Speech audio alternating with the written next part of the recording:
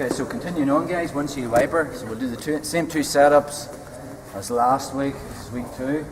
We will add in 2 different chokes, okay? Last time we were attacking the far side arm. So again, Carl's in side control, making his frames, boxing hand position. I want to kill this right arm, so I want to get under my elbow. So we talked about the best way is I'm dropping my right hip onto Carl's hip. I walk him. So I turn his knees away from me, and then I slide my hip to flare that arm, and then I'm back to kill that arm. So I have the cross face, and here instead of his arm tucked in here, it's out here. So I'm going to slide, I want to pin one of his arms, so I slide my left knee inside. Okay, so if my shin is over his bicep, then I slide it down his forearm, and then I windshield wiper this foot inside. So I've got my right shin going over his bicep.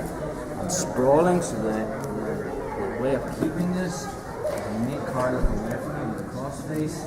I'm on the ball of my foot so I stay over. So now I have one arm pin. Last time then we were switching, we were attacking this arm. So tonight, still keep the cross face and I hit baseball bat choke. So from this position, my left hand, okay, it's just going to slide with a thumb in grip just beside his ear. Okay, I'm still putting pressure on him because I want to keep this windshield wiper, so I'm making him look away from me.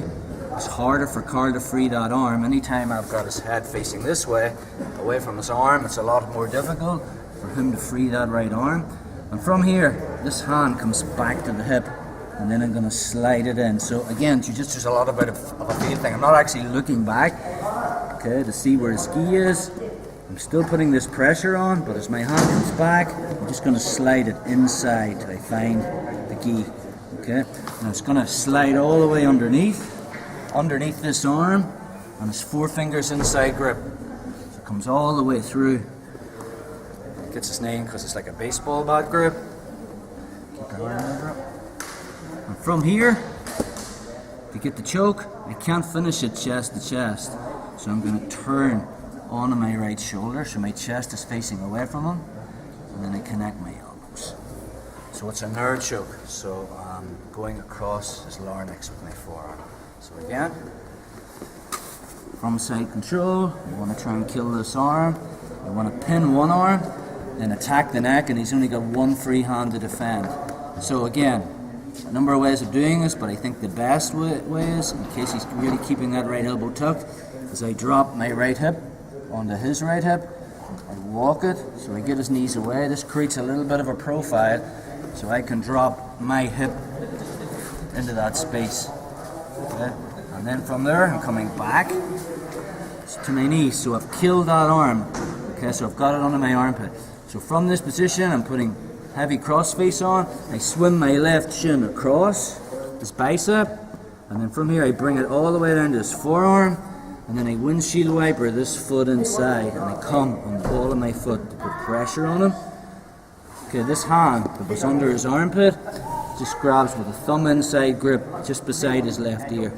I still put the pressure on because I want to keep my windshield wiper. This hand comes back, so I'm not looking, it's a feel thing. I just get a grip of the gi, and I'm sliding it all the way under. You mightn't even know that I'm doing this, and it comes all the way under his arm. So I'm here. You get the choke, I just turn onto my right shoulder, okay, and then from here, I connect my elbows. One more time,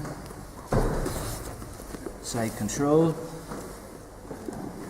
kill the arm, make him look away, shin comes in, inside, slide it down, windshield wiper, get my first grip, pressure, second one comes underneath, and when I make my grip, he's only got one hand to defend. I turn onto my shoulder as I connect my elbows. So it's windshield wiper to baseball bat choke. Let's drill for 5 guys.